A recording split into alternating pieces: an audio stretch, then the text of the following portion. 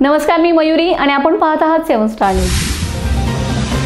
राज्य शासनाच्या मुख्यमंत्री 100 दिवस कृती आराखडा उपक्रमांतर्गत कडेगाव तहसील कार्यालय येथे मंगळवार दिनांक 15 एप्रिल रोजी जिल्हाधिकारी अशोक काकडे यांच्या प्रमुख उपस्थितीत पार पडलेले कुणबी जात प्रमाणपत्रांचे विशेष शिबिर हे कार्यक्षम नियोजन प्रशासनाच्या लोकाभिमुखतेचे आदर्श उदाहरण ठरले।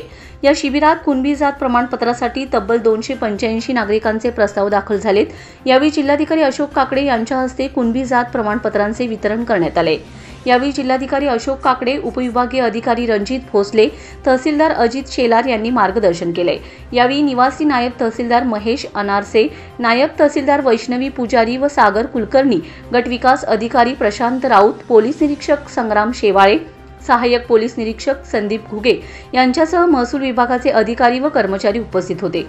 विशेष म्हणजे यावेळी मोडी वाचकांची उपस्थिती होती। इतिहासाचा उजेड 1865 ते 1910 या कालखंडातील मोडी लिपीतील जुन्या दस्तऐवजांचे सखोल वाचन करून मिळवलेल्या 6435 कुणबी नोंदींना या शिबिरात आधार मानण्यात आले। मोडी वाचक मानसिंग कुमटेकर व आशिष शिंदे यांची प्रत्यक्ष उपस्थिती हे या शिबिराचे अजून एक वेगळेपण होतं। या कार्यक्रमासाठी जिल्हाधिकारी अशोक काकडे यांनी जनतेला सुविधा घेण्याचे आवाहन केले। ते पुढे म्हणाले की आपल्या हक्काचे जात प्रमाणपत्र मिळवण्यासाठी शासनाने उचललेले हे पाऊल लोकांपर्यंत पोहोचलं पाहिजे। पात्र लाभार्थ्यांनी पुढे येऊन या सुविधेचा लाभ घ्यावा।